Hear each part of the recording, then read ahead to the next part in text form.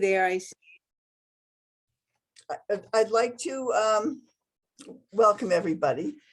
Good afternoon. Welcome to Author Speak at the Norwalk Public Library.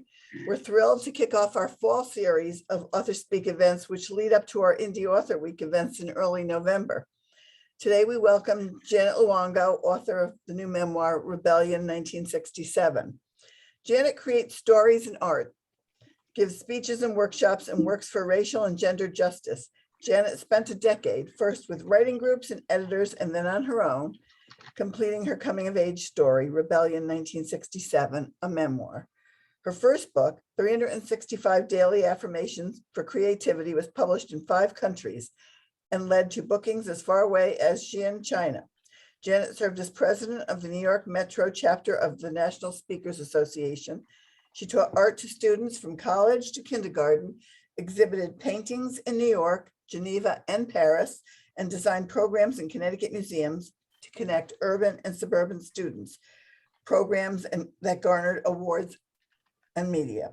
She founded a nonprofit for feminist artists in Connecticut, a chapter of Women's Caucus for Art. And in 15 years, they mounted 40 exhibits and produced Women Make Art, a film screened at Unifem Festival. Born in New York City, Janet lived in Switzerland for 8 years and moved to Connecticut in 1986. She returned to the faith of her childhood and joining the Westport Unitarian Universalist congregation, who honored her in 2020 as a leading light for her lay ministry and activism for democracy. In her 60s, Janet climbed a 14,000-foot mountain and earned 3 certificates: yoga and meditation, health coaching, and integrative nutrition from Teachers College, Columbia University. So please join me in welcoming Janet to Author Speak. Thanks so much for showing up. That's what it's all about, is showing up. So I thought today I would, we'll leave time at the end for, oh, there's Cameron from, oh my God, that's my sister. We used to be Maureen. Is that okay for me to tell you that? There's Cameron, and Gabi's here, and Jackie. I don't know who that Jackie is, but hello. So we'll leave time at the end for questions and you to tell me what you went through in the 60s, or what struck you if you have read the book, what passages might have stimulated your thinking about. The 3 themes I have are about the personal development, in this case in adolescence, which is a kind of crazy period of life. I've been reading psychologists calling it kind of the brain is going through so much, the body, the hormones, everything.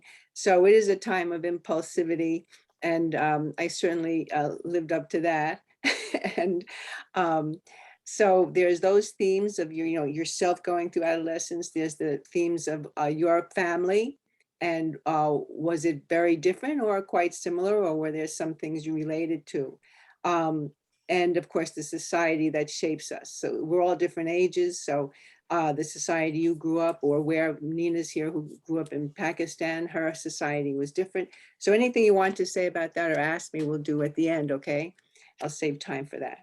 So I thought I would talk about the book basically through excerpts, because I picked excerpts that kind of move the story along.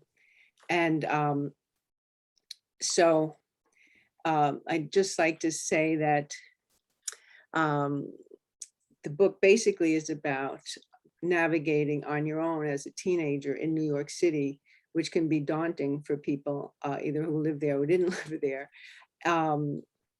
And I tell it from the point of view of an adolescent.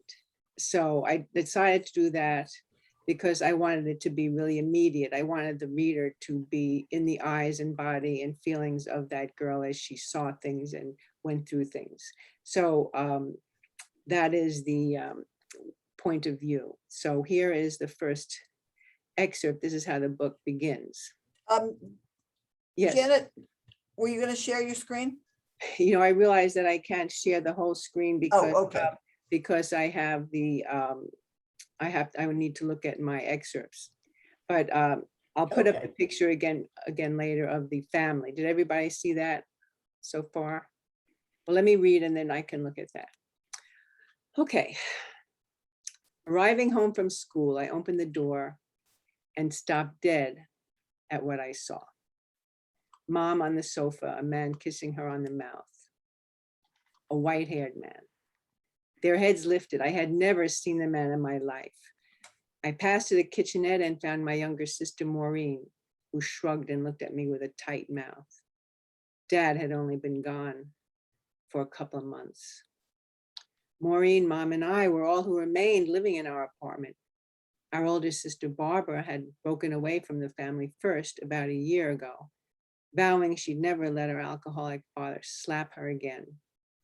When she turned 18, she ran away to marry a man twice her age, a handsome French nightclub singer with a shrunken liver. Dad moved out soon after I turned 17 in March. In April, Mom flew to Tijuana, Mexico, and returned with divorce papers and a couple bottles of Kahlua. After years of fighting and talking about it, at last their divorce was final and Mom was free. After the man had left, Mom appeared in the kitchen. Maureen flashed me a look of chagrin. Mom gathered herself and in a dreamy voice, she said, Doug proposed to me and I accepted.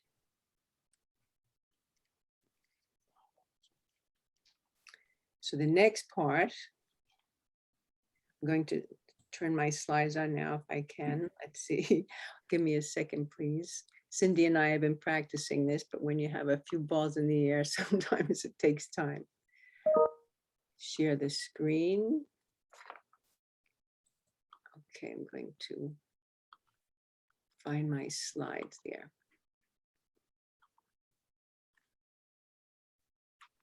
Okay. Can people see that? Mm-hmm. Okay, so that's the family. And now is Maureen, my sweet sister.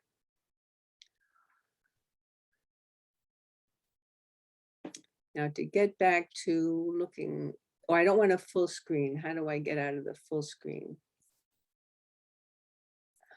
You hit exit full screen. Okay, where do I find that button, exit full screen? Should be in the upper right, Janet. Upper right. It's under view Under options. view, Yeah. you'll say exit view screen. Exit full screen. Oh, I know why. Hold on.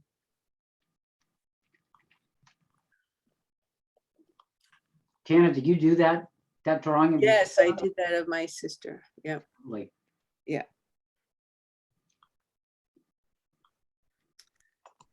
You know, I'm still in the full. Oh boy, I'm sorry. you'll get it. I see more. No, it's not it. Where it says view options. Yeah, but my slideshow, maybe I should stop share for a minute. Okay, so I'll read this story.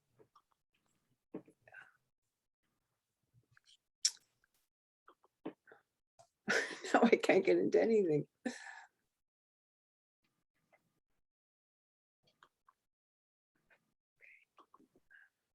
There we go. Okay, so this is the next excerpt with Maureen.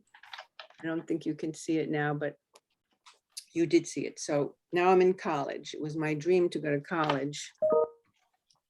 And when I went away, when Maureen and I had to move, we had to move out of our beloved New York City to go to New Jersey. And so this is, then I did finally start college at City College on the Upper West Side. And my professor, this is called my college professor's questions. I'd worked hard on the essay topic, something true, clacking away until midnight on my yellow Samsonite typewriter. In Berkowitz's office, in her cubicle, stinking of mimeograph ink, we sat facing each other. From a pile of papers around her black typewriter, she pulled out my essay and peered at me over spectacles.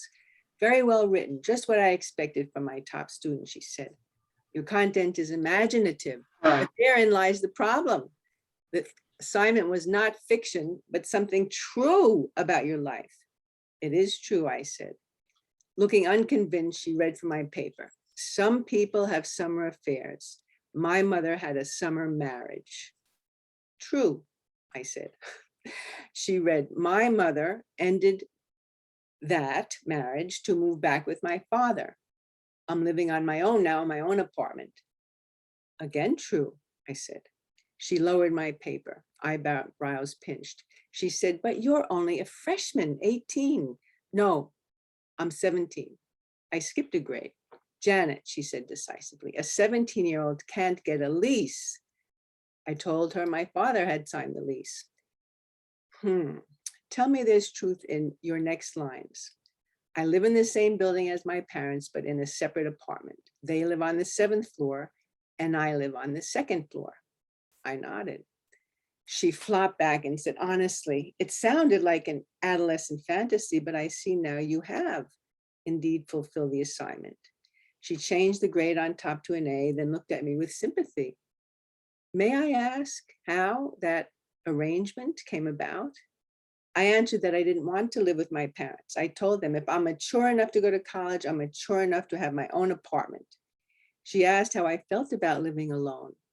I said I wasn't alone. I lived with my sister. Oh, she looked relieved and said, oh, your older sister. No, younger. Maureen is 16. She looked concerned and asked how a 16-year-old got in the picture. I said Maureen was fed up with our parents too and talked back a lot. So dad and mom hatched the idea of the 2 apartments. Because the girl talked back, then every teenager in the country would be tossed out of their homes. She said she'd never heard of anything like this. Is it even legal? She asked. I began to tremble. Dr. Berkowitz asked softly if I felt okay with all this. I told her it was my idea to move out. Oy, so you feel you got what you asked for? I felt confused. I couldn't answer. Dr. Berkowitz crossed her skinny legs under her long skirt, smiled, and shared a personal story. Once, like you, I told my parents I was going to run away. I declared I had everything I needed except a bell on my bike. I smiled. I was a child, about 10 years old. I told them I wanted to leave home, but Janet, my parents did not pack me a suitcase. She seemed to find my situation peculiar. I thought, I guess it is.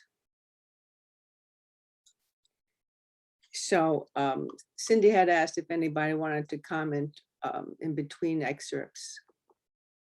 So we've had a couple, if anybody wants to say anything. I know I read that because Bob told me he found that kind of a good passage in my book. Well, legally, they could have been in trouble for doing that. I don't know if it was legal. No. I wanted to know, Cameron, I know that hurt you a lot, that period. And at first, when you started writing the book, you put it down. You didn't want to go back there.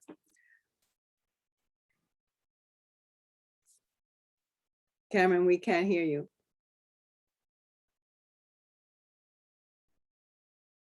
She changed her name from Maureen to Cameron.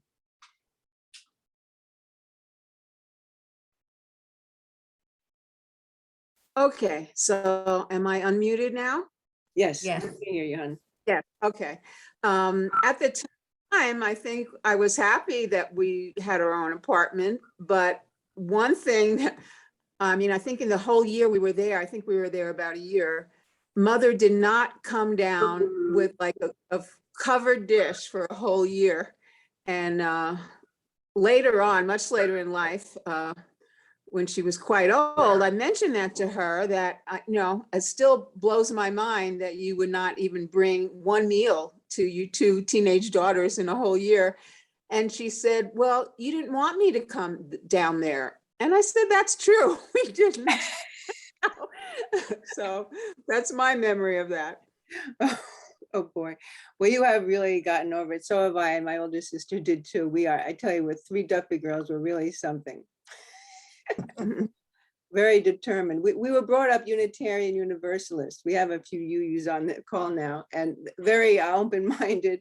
Our dad was liberal thinking, and he wanted to leave the Catholic Church to where they didn't condemn sex so much, and at the Unitarian Church. So and so they were laissez-faire in their manner of raising us, which has benefits because we got to do a lot that we wanted to do, right? But it was also dangerous because teenagers do need supervision. I'm reading a book now by a psychologist, Michael Bradley, And he's brilliant. And he says, you know, divorce is, first of all, a trauma for teenagers. And he said this is the time you really need to pay attention, parents, to your kids, because we're going through so much. But in any case, it did lead to an adventure. And that, because we didn't have much nurturance at home, that fall I was starting college. I went on every Friday night to the, I'm going to say ghetto, that's what we called it in those days, in South Jamaica. We lived in Jamaica, and South Jamaica was the Black community. And there I was working with a mural painter who was mentoring me, a fellow who was my parents' age, very gentle and sweet. And we painted murals together in New York City, in restaurants. And I also went, so I went there whenever I could to make money, because the deal with us, Cameron, right, was to, they gave us the rent and they gave us $15 a week. And that was supposed to cover all our expenses. So that was about $1 a day for food and Subway and everything. So I realized that I had to make a little more money. So I worked with the mural painter. And then on Friday nights, I went into work with the activists. There was a man there named Stan, who I was introduced to by my friend Rudy. So let me read a little bit about that. Okay, this is Rudy's my friend from high school. He's a Black fellow, and he introduced me to Stan. And there we worked for the Great Society, LBJ's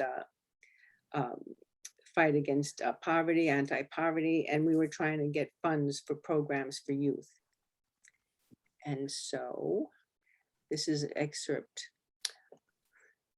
One Saturday in spring 1966, that was when I graduated.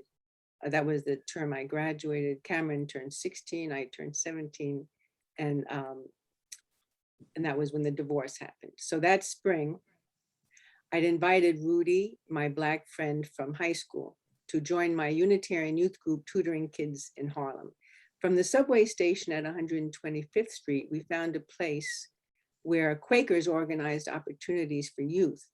The Quaker in charge, Woody, assigned Rudy and me to a group of lively Black and Latino preteens who begged us to ditch tutoring and take them downtown instead. I proposed a trip to the Metropolitan Museum of Art, free to the public.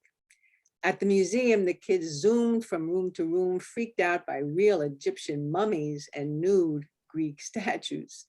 Back in Harlem, I told Woody how exposure to art is good for youth who are culturally deprived. Woody squinted. Culturally deprived? In his gentle Quaker manner, he shared his view. These kids are steeped in culture, their own very rich community. Their extended families and neighbors watch out for them, share traditional foods, tell them stories, and expose them to many languages and dialects. I felt hot with embarrassment. I didn't mean to put the kids down. Woody understood I was well-intentioned, like the so-called experts who produce such terms as culturally deprived. He said they couldn't see how the term assumes the dominant culture is superior. I had blindly absorbed the same false assumption. So that's something I'm really interested in, is how we are shaped by our societies. And in this reckoning that we're going through now, I think it's so important. And we're often asked by our Black friends to look at each other in our white community to just do a little digging. You know, what did we learn? What did our parents say? What did our grandparents say? What did we hear on TV or not hear? Who was left out of the stories? There were hardly any Black people or women writers or inventors ever shown in the books we studied in school. So to really dig in, how did you get your attitudes that you think are well-intentioned but really are not? So I was hoping that people would do this kind of excavation. Does anybody have anything to say about that? Took me a long time to get to the right perspective, because growing up, I was not exposed to anything other than white bread suburbia. But Janet, one of the things that I was struck with in the book was how so many people gave you the benefit of the doubt. Rudy knew that you were well-intentioned, so he didn't get hostile toward you talking about culturally deprived people. Right. I think the fellow, I think it was Bill, with whom you painted the mural, had the same attitude, that they gave you the benefit of the doubt, which I think is unusual. I don't know, because that was my experience, but you know, Right. I think that, yeah, my experience is that if you go halfway or even a little way, that I found Black people are willing to, because you're not opposing or hostile, you're friendly. And they know, in my experience, they know that we've been surrounded by all this garbage, you know. So that's interesting that you say that. Anybody else? Okay, I'm gonna go on then to the, when I was with Stan, it's hanging out with Stan in a place we call the Freedom Place, which was just his office that during weekends he turned into this kind of place where the gang came, which were the Black kids from the neighborhood. And I do have a picture of that. I don't know if I should dare take it. Let me read it and then I'll look for the picture. Hopefully the words give you the picture. So Stan said he was studying a model program in one of the poorest Black neighborhoods in New York, Bedford-Stuyvesant. That's where Janet's father works, Rudy said. Stan looked surprised. Rudy told Stan, he learned that when he walked me home after our day in Harlem, Janet's father invited me in. So, Stan said, let me get this straight. After spending a whole day out with his daughter, a white man invited you into his home. Rudy smiled. Okay, at first I freaked out, but he wanted to talk about civil rights. He's a reasonable guy in favor of youth programs, good for the kids and good for the cops. Stan stiffened. He turned to me and asked, and just what does your father do in Bedford-Stuyvesant? He's a lieutenant in the New York City Police Department. He numbly stated, you're the daughter of an Irish cop. Uneasy, I watched his face flood with clashing emotions, disbelief, anger, suspicion. He finally looked straight at me and said, sounding almost hurt, he asked, why didn't you tell me your father is a cop? After learning my father's job, Stan had looked at me as if I were an alien, the daughter of an Irish cop. An Irish cop. I bristled, remembering our talks about canning stereotypes, as if to excuse his lumping all cops of a certain descent into one negative stereotype. He said, in our community, the Irish are known to be unfriendly to Black people. Understand? I understood well. I recalled from childhood a Christmas at Grandma and Grandpa Duffy's house. Grandpa at the dinner table used the word nigger. We stared at him. Dad and Mom had previously warned us never to say that word, along with hell, damn, and crap. Grandpa explained the word came from Negroes themselves because they were too ignorant to say the word Negro properly, and demonstrated by slurring the word. I'd never seen Grandpa look so mean.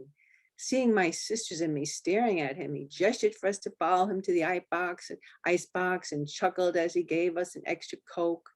Our sweet Grandpa again. I felt confused at how he could be so mean one minute and so friendly the next minute. So that's that kind of mix of qualities in everybody. So we can be both. We are both. We are everything. We are all the emotions. We have all the possibilities within us. And I think, no one person in my book is one way or the other. No one is a total angel. Starting with me, I was very flawed character, making foolish decisions one after the other, impulsively. And my parents had wonderful qualities, like my dad talked to me about literature and current events and history. And yet he had his struggles. And my mother was beautiful, and I felt she loved us very much, but she was weak and hurt herself. trying to work things out, and with an alcoholic husband. And so everybody is mixed and the world is mixed. So that's one of the characters. But I tried to delve into the bigotry that was in my family on the Irish side and on the Hungarian side. Does anybody relate to that?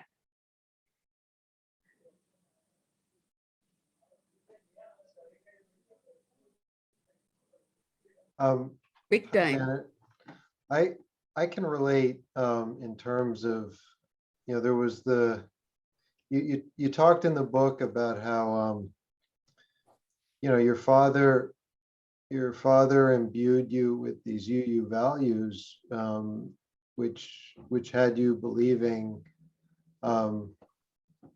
everybody's the same. We all different colors should be together, right? And that was a gift to you. But then your father learns you're dating a black guy, and that's just a bridge too far. Right. And he can't handle that. And it reminds me of an incident with my own dad, where I growing up, I had the impression that he was anti-racist, but then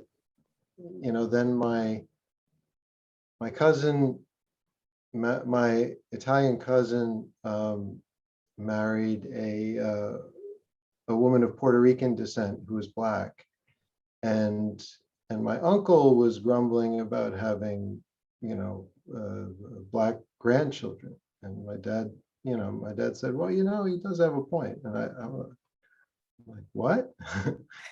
There's something there, and I wonder, what is it about that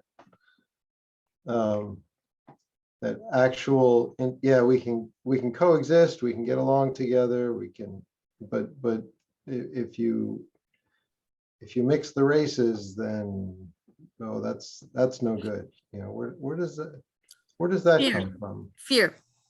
Mhm. I have that. Hmm. Fear. Fear of the unknown. No, fear of the children being discriminated against, being very vulnerable. Hmm. Because let's face reality, right? I mean, they are ostracized. So when you pick, this is the survival of the species, you pick so that you will not be hurt, Hmm. right? Janet, You can coexist, you can be friends with them, you can live with them, but when it comes to progeny, you want survival. uh-huh. Yeah, we have good friends who adopted Ethiopian children. And Ellie in our congregation adopted Ethiopian girl. And yeah, so there are fears for their safety, that's for sure. Did you want to ask something, Bob or Gabi? Gabi, I haven't heard from you. Yeah, I grew up in England in the 60s and and traveled, in Europe and so on. What amazed me was that the first mixed marriage I ever saw, and several since then, was in Germany. And the 60s were 15 years after World War II. And these were young people getting together and getting married and not being ostracized particularly. It was really quite extraordinary, because if you wanted to think then of a nation that had real prejudice about people who were not them, it would have been the Nazis, right? Mhm. But no, here they were. And I have to say that the Germans did the most extraordinary job in schools of educating school children, beginning almost immediately after the war, in the terrible destructive damage that racism can do. And I think they still do it. They still teach the Holocaust in Germany. Yes. Even, But Europe has changed. I mean, I've lived in Europe too, and I remember the 70s and 80s still being very progressive and very tolerant. It is no longer the case. well, the population has changed, so people feel threatened now. Yes, so it's, it's the ebb and flow of how it moves. They are afraid of the refugees. I know some people there who feel Yeah. that. As we lived in Europe, we still have contact. And I agree, Gabi, because we have German friends that talked about that right after they learned about the Holocaust. And that's what we need to do. That's what we're asking in our country, that we just at least learn the facts. And if it isn't palatable, you know, you have to say, well, that was wrong and let's do better now. You know, we need that reconciliation like they did in South Africa too. We need to come to grips with it. And that's why I think this excavation is so important. Also, the culture is so fantastic. I did this Black boyfriend that some of you have read about in my book already, or, you know, Bob mentioned it, that so some of the culture is just absolutely amazing. And my boyfriend Carmen did teach me many things. We went out to jazz concerts and drumming of Alatunji. Does anybody know Alatunji, the drums? Just fantastic, very, very spiritual. You know, life is the drum, the rhythm of the drum. It was so beautiful. And he took me to a artist called, musician called Sun Ra at a place called Slugs, which doesn't exist anymore. I went down to the East Village to check it out, but I wound up in the East Village with this boyfriend poking around. And he talked about, we went to see Sun Ra, and before we went, he would prepare himself, meditate to be ready for the spiritual experience of listening to this musician. And Sun Ra got his name from Ra, which was a sun god in Egypt. And he read from a passage in the Egyptian Book of the Dead. Having sprung from formless water, he takes shape in fire. And for as long as the sun is singing, may the strings of my soul hum like a lyre. And I like that there were many goddesses in the Egyptian pantheon, gods and goddesses. And so we went to see Sun Ra after dark, and I had bought this beautiful new dress.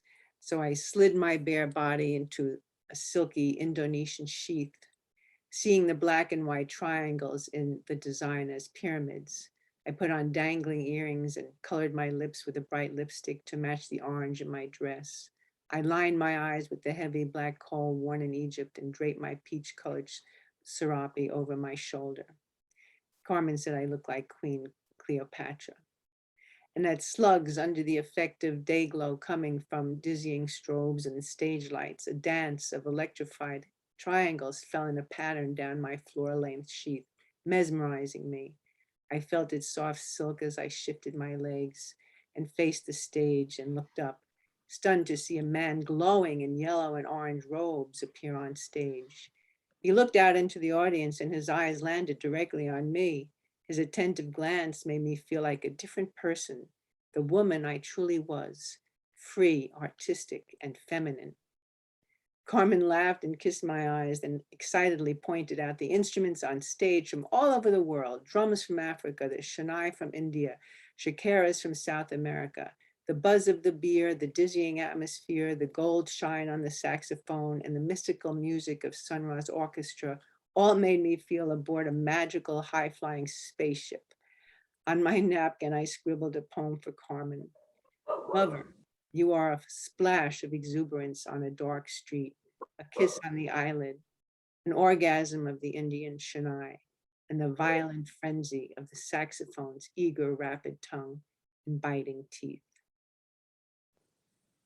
So that was the young Black man that I fell in love with, and things didn't go well after a while. I think he got hooked on the nightlife, which includes drugs. We see that all the time with artists and musicians, unfortunately. But meanwhile, we went away before we broke up to P-Town, and that didn't work out. So we went to Boston, and there was a very scary instance.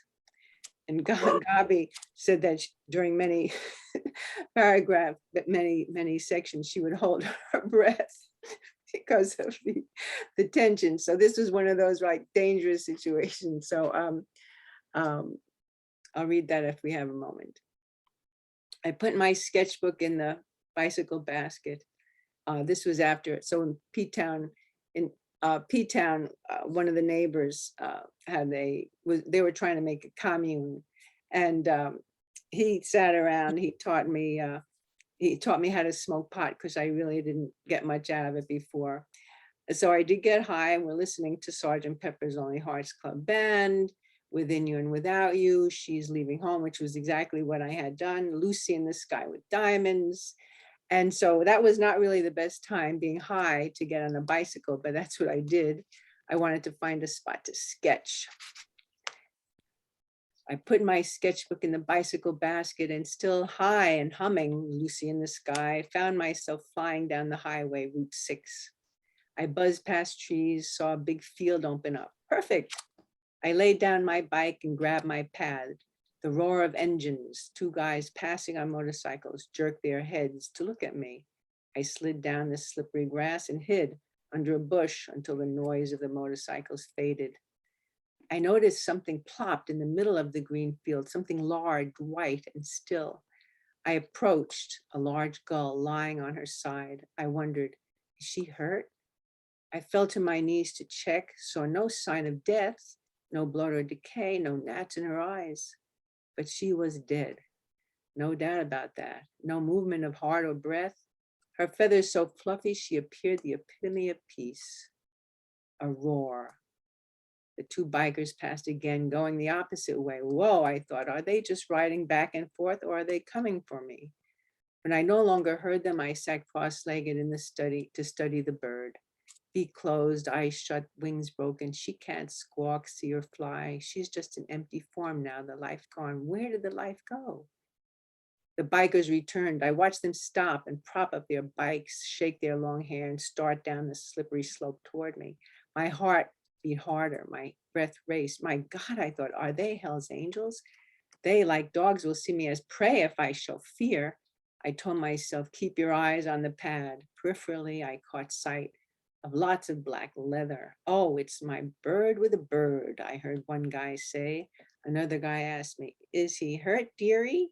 Dearie, these blokes had British accents. They sounded like the Beatles. I wanted to laugh, but not now. The bikers sat on either side of me and moved close. Holy shit. My head still down, and on my left, I perceived dangling gold chains. On my right, a heavily tattooed arm. I heard the questions, hey girl, what are you? The arm jerked back, and one of them yelled, frickin', hey, it's a dead bird. What the hell are you doing? A witch ritual or some bloody thing? Bugger off, the guy wearing chains told tattooed man. She's an artist, you idiot. She's drawing the bird. The bird is friggin' dead. Brilliant, then it won't fly off then, will it, you moron? A dead bird stays still so she can draw it. I would have cracked up if I wasn't so scared. I kept sketching. Without forethought, words poured out of my mouth like a torrent. The bird's body is dead, but the spirit of the bird is not dead, and I honor the spirit of the bird. I am capturing the form of the bird, and her spirit cannot be captured. It's the same spirit within all of us, within you and without you. It's the spirit within me, within you, and we all go into the same place after we die, to the eternal spirit, and that spirit is watching over us right now. I never looked up, but sensed their bodies scooting back. The tattooed guy said, friggin' crazy shit, man. I heard keys jingle and boots stomp the soft grass as they fled up the slope. Creepy as all bloody hell. I heard the bikers rev up, fade into the distance, and a smile crept along my face. I scared the blokes off, the bloody blokes. I thought. I slumped and stayed low until my body stopped shaking. So I had a lot of narrow escapes that year. And that's part of the risk-taking of adolescence. And I was really lucky in a lot of ways that I did get through those. Any comments on that kind of thing? Yes, Jane? I just want to say that you're reading it out loud in the tone, in the sort of crazy monotone that you did, really brought it to life. Because I remember in particular that passage thinking, why is she going on and on about this? This is really boring. What is she doing? So hearing you say it just brings it to life and makes it meaningful. Wanted to show I was crazy. They better stay away. Or scare them about God somehow. It worked. Do the right thing.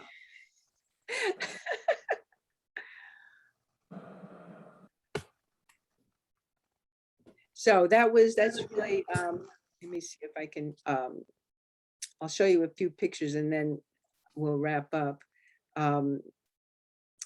That's the last excerpt I had for you. I wanted to have something that was kind of a mix of humor and danger, because a lot of the book is that. It's again mixed.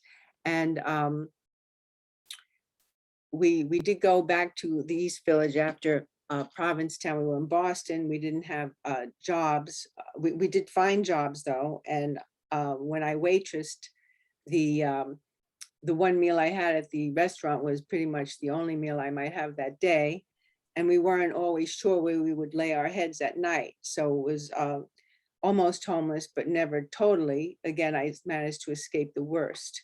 But it was the summer of love, ironically. As I said, I gave a preview that things fell apart with my boyfriend. I was alone in the apartment, and many other dangerous things happened to me.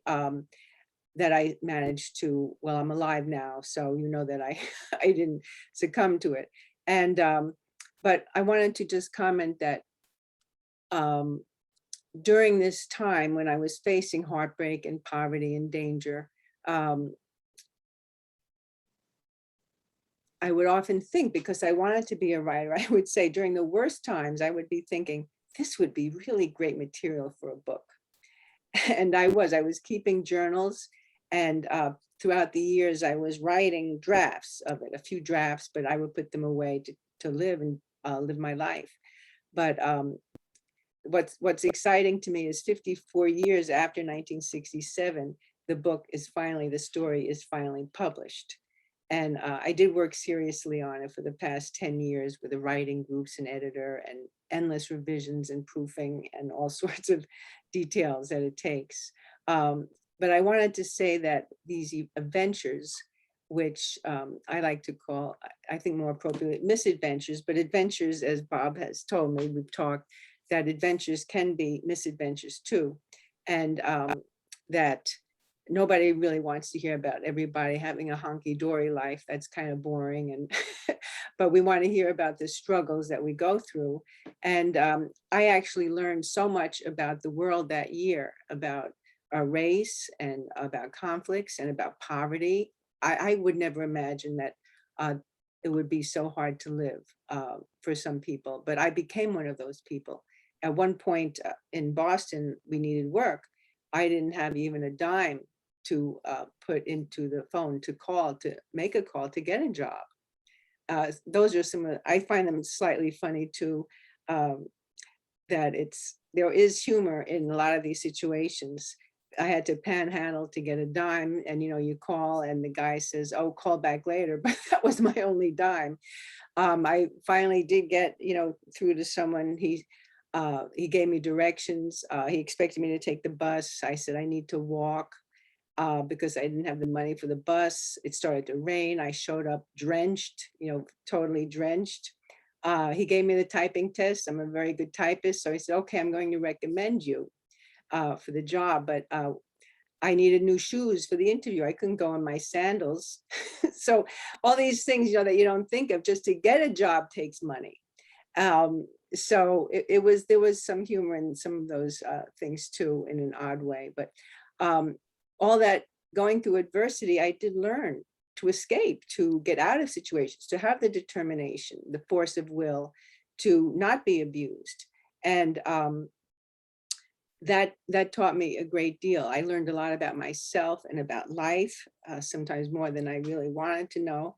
But I also want people who read the book to know that we all are going through some kind of adversity, and that you can get through it if you apply yourself. And especially for young people and for young girls who may think they're in a low point in their life, and that's the end and they can't go on. And we unfortunately had in our congregation a young man who did take his life, and it's tragic. So I want people to understand, that they need to have their dream and don't give up your dream.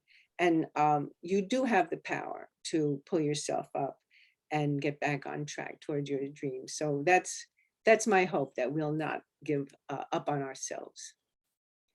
So if anybody has any other questions or comments. I'm done talking, but I'll bring some pictures up, and if you want to say something, please do.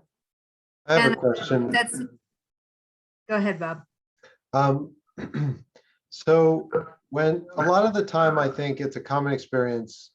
Um, young people think they're chasing one thing, and that's what they want, and in reality, what they really want is something else. Is that, do you see that in your own experience here, like looking back? That you think you want one thing and you really want another? Yeah, yeah. Probably, yeah. Hmm. Yeah, I thought I just was moving forward things I wanted, like being an artist, but I probably was also trying to give grief to my parents. I don't think I did that deliberately, and I was sorry about it when I did realize that they probably were very hurt by some things, but I'm sure there are multiple reasons. Anybody else have any opinions on your life and that happening to you? Your own? I'm still trying to figure out what I want. Right. And then I'll try and get it. Yeah. Oh, that's so true. Figuring out what you want first, right? That's what you need to do. And that's what's hard. I think I got the slides now. Right, we saw that. That's the family that we came from. And there's beautiful Maureen, now Cameron. You look how similar she still looks, how beautiful. Cameron, her long silky hair. And these were some drawings I did based on my experience in South Jamaica with the people I met there. And this was a painting I did of confusion and just the strobe lights dancing and just the whole craziness of the 60s. These are in the book too. And there's the dead bird. I actually was drawing a dead bird then and became a painting later. The book, it's all in black and white, so I'm showing black and white. And I did march with Martin Luther King. It was so exciting. I heard him in April when he gave the Riverside speech, and it was just so moving. He tied the civil rights movement into the peace movement. And then a week later, we marched to the UN. And then 1 year from his Riverside speech, he was assassinated.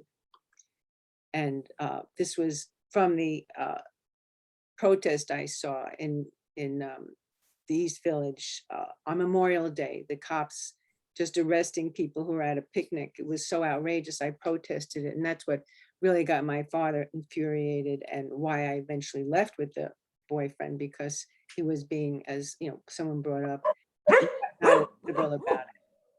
So that's the slideshow.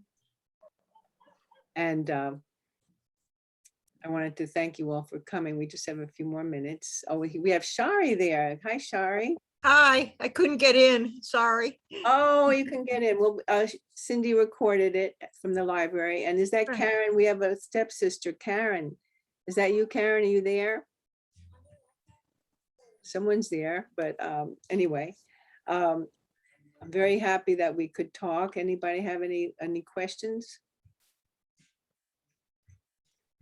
If anyone is interested in purchasing a copy, the library has, we have copies here. We'd be glad to, we're passing on our library discount, so they're $10 a copy. Just email me and we'll have it put aside for you. cleahy@norwalkpl.org. That's a great price. That's terrific. Janet, there was, if I remember correctly, after the protest, I think it was your father, a family or some family member showed you the Daily News and asked, "Is this you?" Mhm. Was it actually you? It was, oh yeah, it was actually me. And it was the Newsday, Okay. Long Island paper. And I tried to get it for this publication to include it as one of the pictures, but they wanted $500. And it was too much. So it was too bad because I really wanted to see that picture because it changed my life really. That my parents saw it and they, were so mad that I would be protesting at against police excessive force. But even the mayor apologized for it the next day, Mayor Lindsay, a liberal Republican. So it was definitely excessive force. But my father, I guess it's hard. That was his job as a policeman. And he saw his daughter on the opposite side of the barricades, and I can understand it, but it changed my life. It's just such a wonderful book. I really enjoyed it. I'm going to be finishing. We're going to the Cape, so I'm going to finish it while I'm up there. But I really enjoy it, Janet. I have to tell you, it feels like you're right there telling us the story, and I really enjoy that. And to be honest, when I first got it, I thought, well, Janet's my friend, I'll buy her book. But it's much more than that. It's a wonderful book. But I really enjoy it. And the memories and the stories, because I was living in New York for quite a bit of that time too, and just listening, and your father being a policeman, my father being a policeman, a lot of memories. Thank you for doing that story. Thank you so much for reading and all of you for supporting me and the library. Hey, Janet.